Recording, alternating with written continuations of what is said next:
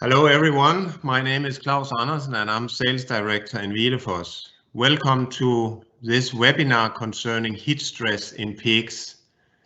Today's presentation will be given by Arndt Schafer, who is R&D and Technical Product Manager at Willefoss, Germany. Arndt has a background as PhD in animal science in combination with practical experience from the pig farming. And he has worked for Willefoss the last 25 years. During the webinar, it's possible for you to ask questions in the chat, and after the presentation, we will try to answer as many as possible. Also, this session will be sent to you together with the presentation after the meeting. This was a short introduction from my side. Now I will hand over to Arndt. Arndt, please. So, hello to everyone. Hopefully you're now seeing me.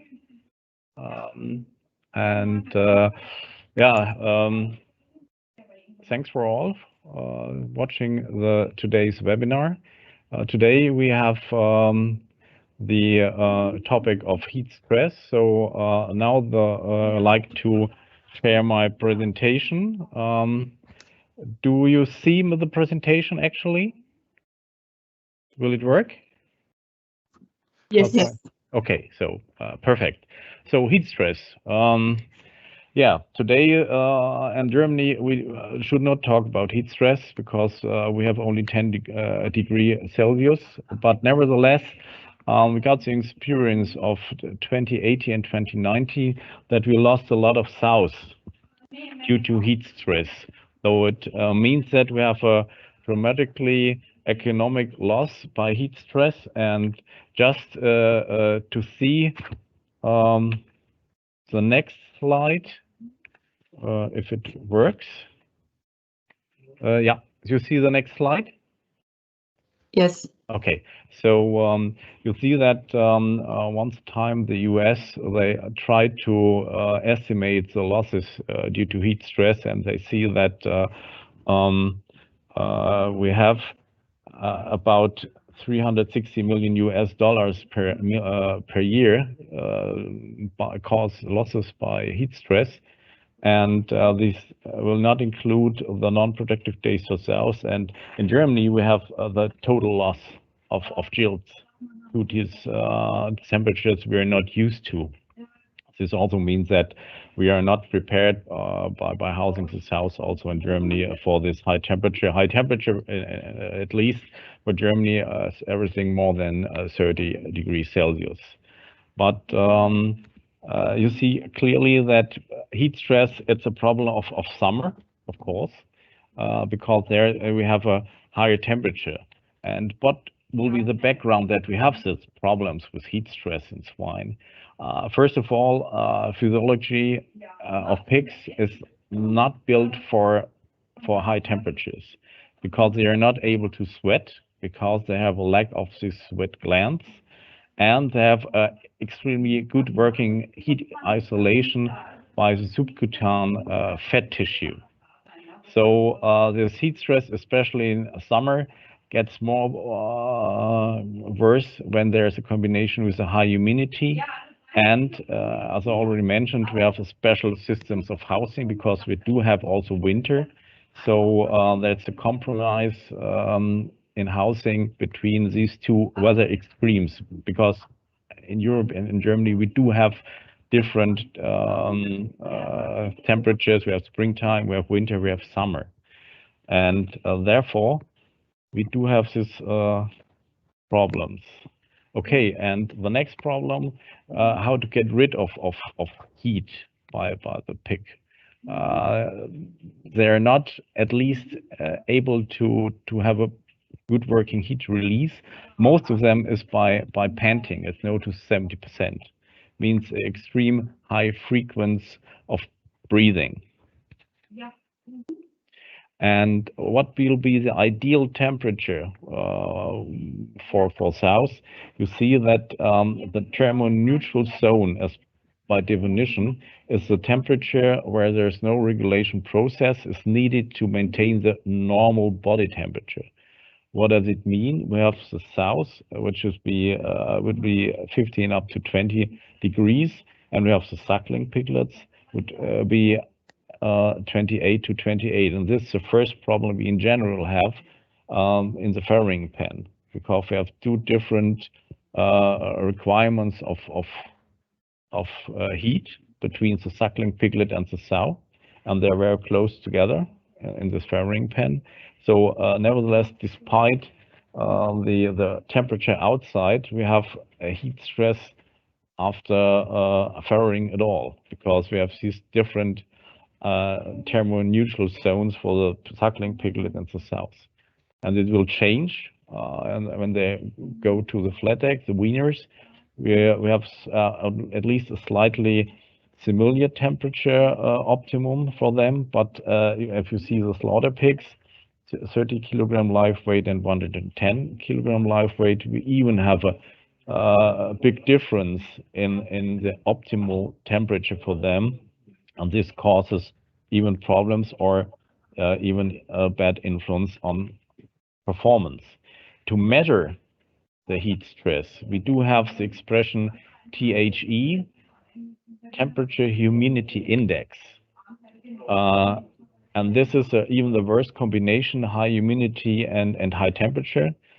You probably know it when you go for the sauna. And the humidity is increased. You have another emotion concerning the heat in this part of a pen. You see that we have a severe heat stress when the humidity is higher in combination with temperature. And therefore, we have this table for slaughter pigs. And you see when the red zone is when problem starting, when humidity meets, for example, 100% humidity and 27 degrees Celsius. This means here it's identified to emergency heat stress, but at least even before behavior of pigs change. If you see this table, even when it's 20 degrees for slaughter pigs, the increase in the water vapor, and even at 25 degrees Celsius, they start reducing the feed intake. Therefore, it's a slightly process with the temperatures and the influence of the heat stress for slaughter pigs.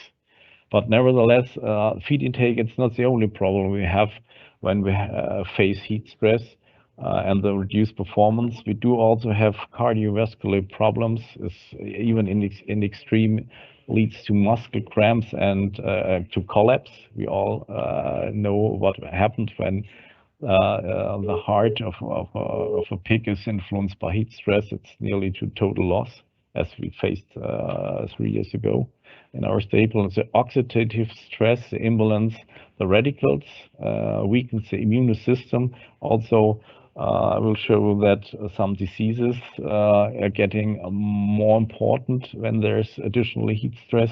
We have this leaky gut. I think everyone knows what it's meant, what is. And we do for sows this reduced stimulation of the ovaries. This means fertility is getting worse.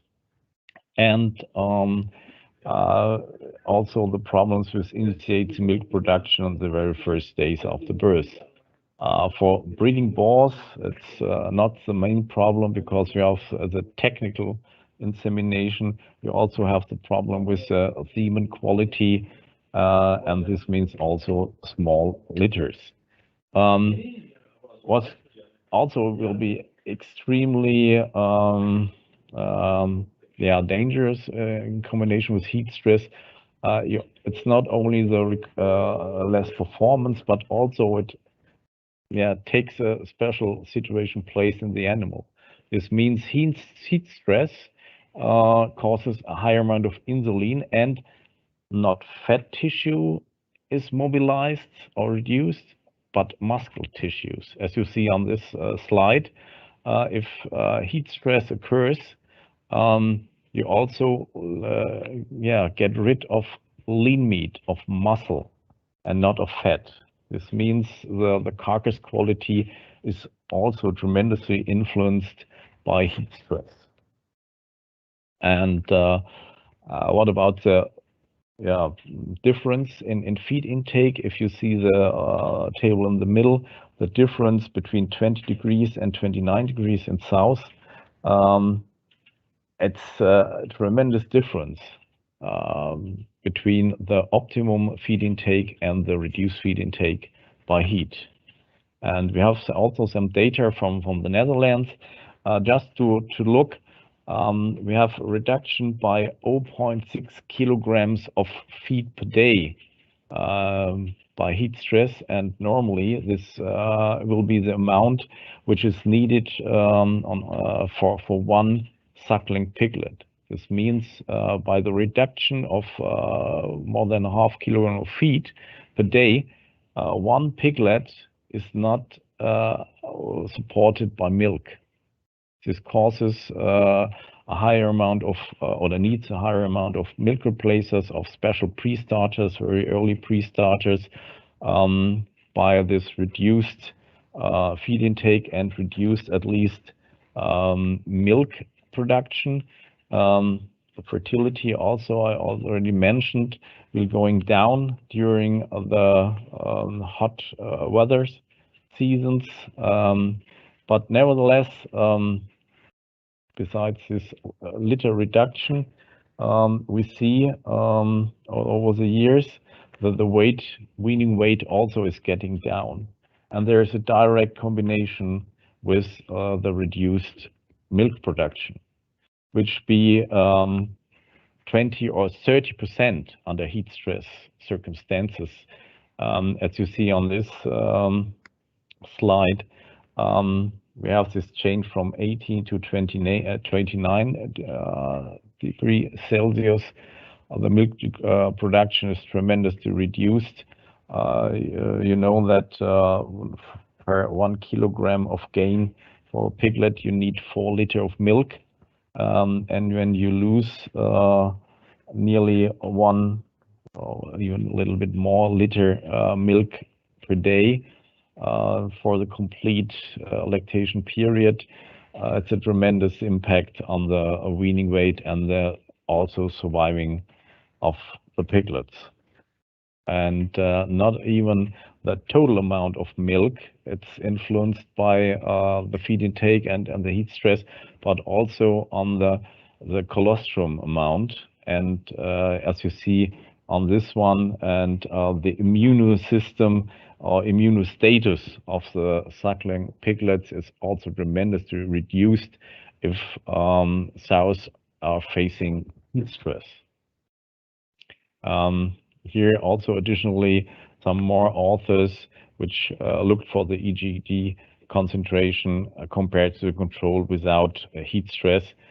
You see that that's nearly 20 up to 30% less EG in the milk. So first idea to face at least this reduced feed intake was to stimulate feed intake during this high temperatures. From the side of the nutritionist, it would be first of all the easiest way to stimulate feed intake if we know that feed intake is influenced by the hot temperatures, by the heat stress. So first of all, we see at least the behavior of the sows. It looks like that when the temperature is high, they like to eat more in the very early morning when it's still a little bit cooler by temperature. And of course it is. If you see that between midnight and 10 o'clock in the morning, almost 76% of the complete feed intake takes place there. This means, and if you look about the feeding rate strategy and flavors, you have to also to start very early in the morning with feeding.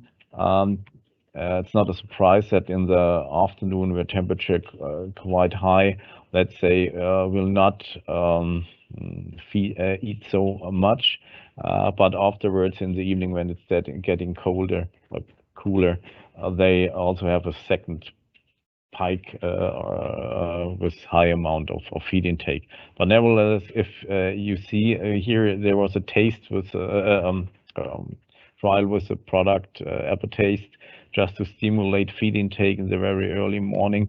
We do have an influence on feed intake by stimulating flavors, but there's no effect if you also will not change your feeding strategy, so cows have to be fed in the very early morning. And I was also quite curious that there is an influence on genetics, on feed intake, on sensitivity towards the heat stress. It may be also be a combination of the total amount of live-born piglets, because here you see that den bred was very sensitive to a flavor to increase feed intake or stabilize feed intake. It's not in this case increase feed intake, but stabilize feed intake. The breeds with high amount of live-born piglets are more sensitive towards heat stress. And also we saw clearly this is a trial we did on our own trial facility in Germany of Vilofos, that the amount of dead-born piglets was tremendously increased when temperature are high. These were two trials, 30 and 37 degrees. It's very hot for us. So we saw that the dead-born piglets increased by heat. So we started to test the product, a birth preparation product. We started at least 5 days before farrowing and 2 days afterwards. And we saw clearly that there is an influence birth preparation during hot temperatures. We tested also in the colder season. We did not see that effect at all. So by our experience, we say that birth preparation during summer might be a good idea to reduce dead-born piglets by heat, because we have to see that the behavior of the sows will change also in the farrowing pen. They lay down on the floor, and they go very quickly down to the floor when temperature is very high. So therefore, we also have a higher amount of dead-born and dead piglets in the farrowing pen. But nevertheless, also there is an influence of birth preparation during systems heat during these circumstances, these hot circumstances. So we worked on this very, and also the next means by nutrition to fight heat stress will be also a good idea to work with products, additives, which stabilize digestion. For example, here, first of all, we have to mention that live yeast will have an effect on heat stress at all. You see the feed intake, you see at least the combination of piglets weaned and the mortality. So live yeast also will be a good idea to stabilize digestion. It's the other way. If you have a less feed intake, you have to look for a more efficient absorption of nutrients. And if you use this kind of additives, you have a better efficiency for milk production at all. And it's also an influence on the weight loss of the sows. Here also was a trial with live yeast. Temperature was not at least so high with 25 degrees, but humidity was very high, up to 97. And also you see that the weight loss under heat stress is positively influenced by live yeasts. but you have to see that all the live yeast takes some time to have the full effect. So you have to start very early, even before lactation. Means also should start 1 week before farrowing to have the full effect of this live yeast or this kind of additives. And what also will happen under heat stress, we have at least this reduced blood flow in the gut, but we also have a tremendous effect on the villi, which are shortened, and this will take a very short time. The influence of the heat stress is tremendously high, so within some hours we see a tremendous influence on the mucosa in the gut, and also it will lead to a total change of the gut flora.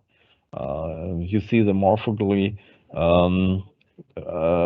influence on the villi, but also you see that there is a relation between the incidence of Lawsonia and also heat stress.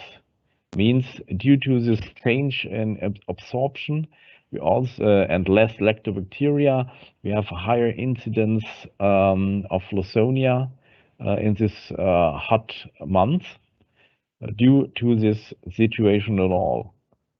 And this means this leaky gut. You know that there are tight junctions in the between the different mucosa cells. We normally are closed by proteins like chlorine and occludine. But if you have heat stress and this change in morphological of the villi, also it's an open door for this kind of streptococcus, for example, something like this. And in this case also, we have seen that there is an influence of organic zinc on these, let me say, permeability of the gut, and also towards streptococcus. Let's see the intestinal integrity. As I also mentioned, this means if you use some special kind of organic zinc, you also have an influence on this integrity of the gut. And therefore, we as VeloFos, we created a system additive called Supplex Summer, where we also put together our experience of different additives. So first of all, we use, for example, betaine in this product, which also regulated the osmolytic situation in the gut. We use this organic zinc to be sure that these tight junctions are not open for some bacteria. And of course, as I already mentioned, that we have a lot of more radicals caused by heat stress in the animal. We also use, for example, vitamin C to fight this influence on heat stress in the pig. And so the next will be our at least recommendation what to do to fight the heat stress. Of course, there are technical means at all concerning fighting heat stress, and of course using cooling systems in Germany. Some stables, they start to use showers for the sows, so they can regulate the temperature by their own. Of course, air circulation we do have, but probably not enough working for the higher temperatures. And of course, we have to rearrange our daily work when it's hot concerning vaccination, insemination. We should split, as I already mentioned, also the feed, more feed in the early morning or late evening. And also, of course, the supply with water. It's a big problem we still have in Germany, concerning the water flow rate also on working place. Some instance also we do use acids to stabilize water when the temperature is quite high.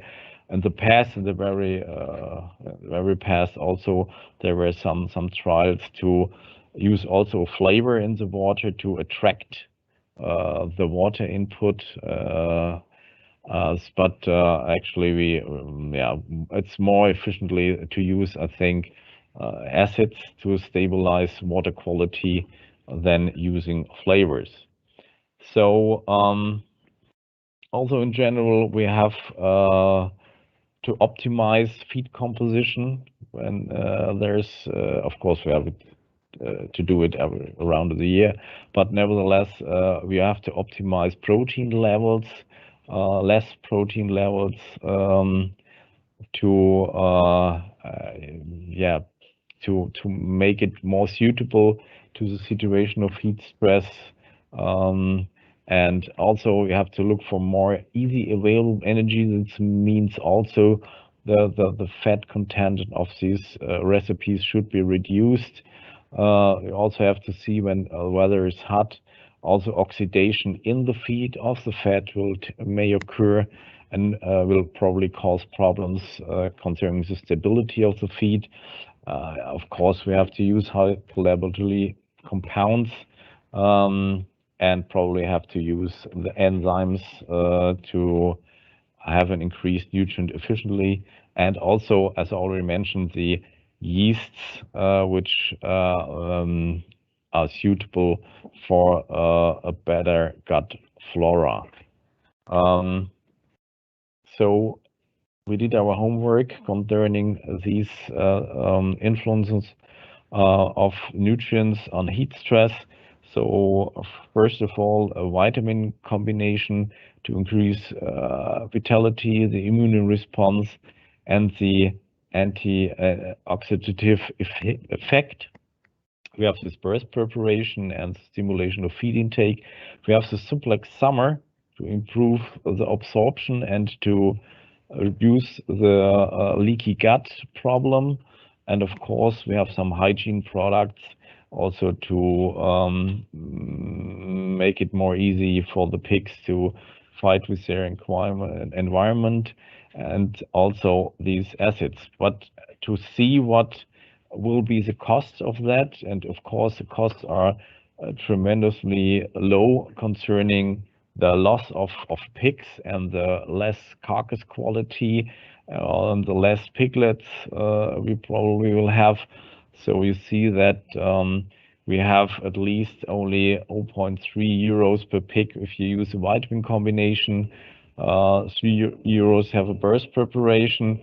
And of course, if you think about the flavor to stabilize feed intake, it should only be used for the lactating period, not for the gestating period. Systems like Supplex Summer, we should only use during the hot temperature situation. It's also not that high compared to the losses you probably have. The live yeasts, they have to start very early to have the full effect. And also the acids we probably add to the water to stabilize it.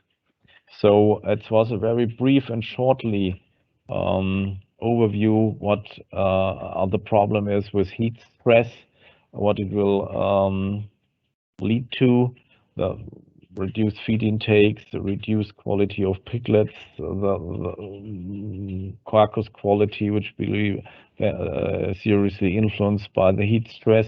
But at least we can work on this from the nutrition side, but you have to start very early. When heat stress already occurs and the pigs have to fight the heat stress, it's even too late. In general, we have to start, as mentioned, very early. So it's a short overview about heat stress and what can a nutritionist do. So thanks for your attention, and and stay cool. Thank you very much. So I Thank hand you it very over. much, Arndt. Thanks for your presentation and your nice ending picture here we have. The message is clear. Hopefully. And now it's time for questions. And normally we see quite many questions at the end, so we will give it 2 minutes to see if some questions are popping up. So far we haven't received anything.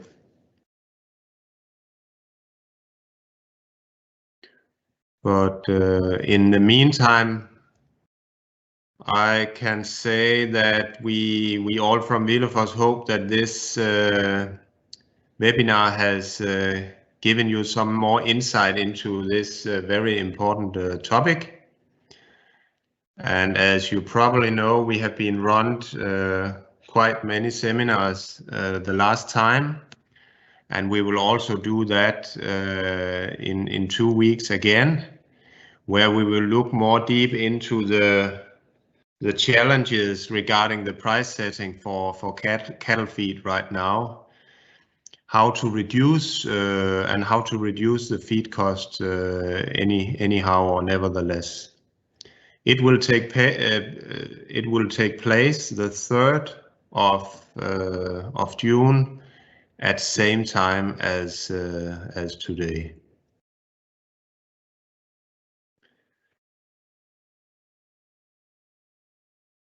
And let me check if some questions has arrived. Not yet. Not yet. Okay.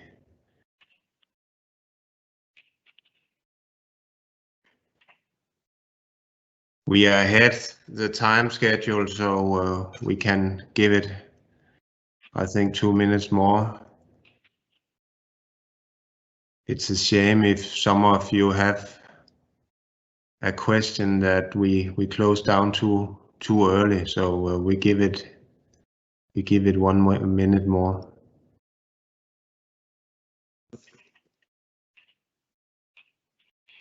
The heat stress in Germany all the years, we do not have this problems. It's more the problem between the different seasons in Germany. We have the cold winters and the warm summers. So it's also the special problem to work on this. But heat stress, as I mentioned, 2018 and 2019, we had a tremendous loss of gills, because our systems, our production systems are not very adapted to high temperatures.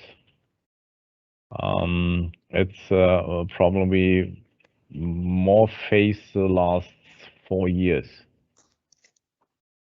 Okay. But the prices for piglets in Germany are extremely high and will be in the future also very high. So just to see on the costs, it compared to 1 piglet more, it's a very good return of invest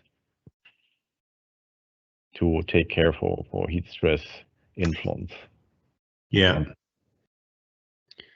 Now we have a question on what exactly is the difference between live and dead yeast?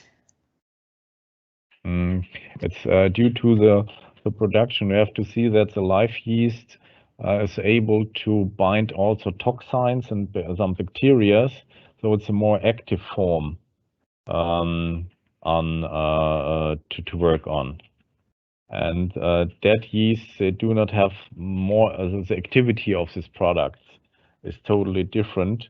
So the live yeast, of course, are active yeasts, as the name is, and the dead have more an influence of the cell wall and not on the additive at all. Okay. So therefore, we have to look for live yeast in this case. And to mention some products in the market, we do have positive effects with Actisaf and Levocel. Yeah. SB. I have to mention SB because there's another tribe for the dairy. Yeah, exactly. Business. We have two different types. Yeah. Yeah. Okay, another question is asking, what is the amount of organic zinc to be added in your experience to fight heat stress and prevent leaky gut? Normally we use a combination of zinc oxide and the organic bound zinc. Means that if you have a total amount of 120 milligrams of zinc in the complete feed for the piglets, we have normally half. Means 60 milligrams out of zinc oxide and 60 milligrams out of organic bound zinc. Okay, and one more here. In hot countries, populations are eating spicy. Some spices could have a vasodilation effect. Do you have any observation regarding this eventual option? Yeah, we have to see that we have the human beings and pigs have different physiology. This means if you eat spicy, as for example in Asia, you start sweating. The human beings are more able to sweat than pigs. So we have first of all not this effect in stimulate sweating by this spicy substances, but nevertheless we do have an influence on the feed intake. And in such kind of products to stimulate the feed intake, also some essential oils, some spices are used to stimulate the feed intake. But at least you have to be careful because the main effect to stimulate sweating for human beings by using spices, we do not have if I use it for pigs. No. Okay, the next one, how to manage the different temperature requirements of sows and piglets after farrowing? It's on this question a lot of guys work since years. You have to form some different temperature zones as you use floor heating systems, for example, some boxes where the piglets should go. And also we do have some cooling. It's more technical aspect. We do have some nose cooling systems. Means a special air circulation on the nose of the sows to have this effect for them. But it's even more a technical aspect. Different zones and special air condition for the sow above the trough. Okay, thank you very much. And maybe that was the last question. If you have more questions after the webinar, it's possible to still put in the chat because we will make a kind of written Q&A. It's the name Q&A, where we will put in the questions and then we will in written form answer the questions as well. So it will never be too late. And you are also always welcome to contact Arndt directly for more information. Yeah. Okay, on the screen now you see announcement of the coming webinars in 2 weeks, in 4 weeks. As said, the next is concerning the prices, the high protein prices for and how it affects prices for feed. We will look deeper into that. And then in 4 weeks, we will be more specific about the harmful effects of ammonia in the barn and how to reduce it. So I think it's time for rounding off the meeting. Thanks again to all of you out there for participating. We are very happy about this, and we are happy about that you are following us on these virtual meetings here. From my side, only left to say thanks and have a nice day. Take care and hope to see you again. Goodbye. Okay. Bye.